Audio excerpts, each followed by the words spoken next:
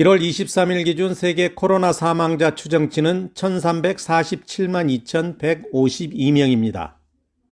세계 선진국에서 코로나를 이겨내기 위해 강력한 백신 접종을 실시하고 먹는 코로나 치료제 도입을 서두르고 마스크 착용 및 방역 패스를 실시하고 있습니다.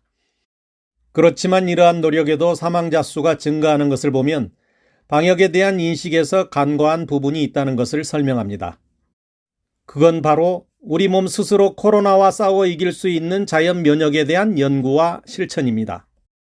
2021년 12월판 유럽 면역학 저널에는 코로나 감염 후 항체가 얼마까지 지속되는지에 대한 논문이 게재됐는데 367명의 감염 환자에게 항체가 적어도 1년 지속되고 재감염에 저항한다는 연구 결과를 발표했습니다. 그리고 2차례 백신 접종을 한 환자의 항체도 아마 이와 비슷할 것이라고 했습니다. 그렇다면 1년 후에 3차 접종을 받아도 될 것으로 추측해 볼 수 있는데 실제로는 3개월 안에 3차 부스터 접종을 하고 일부는 4차 접종을 했거나 준비하고 있습니다. 실제로 백신의 효과가 자연 면역에 비해 그리 길지 않다는 것을 말해주고 있습니다.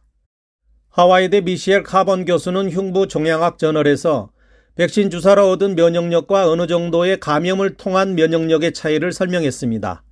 감염 시에는 점막을 통해 감염되므로 우리 몸은 점막에 있는 코로나에 대한 항체 IgA와 몸속에 침투한 코로나에 대한 항체 IgG가 모두 만들어지게 되고 점막을 통하지 않고 근육 내로 접종되는 백신은 IgG만을 형성하게 된다고 했습니다.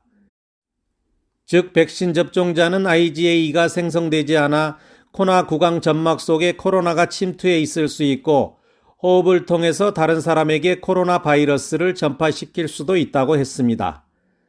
또한 자연 감염으로 면역을 얻은 사람이 백신 접종자보다 2차 감염에 더욱 저항성이 있다고 했습니다.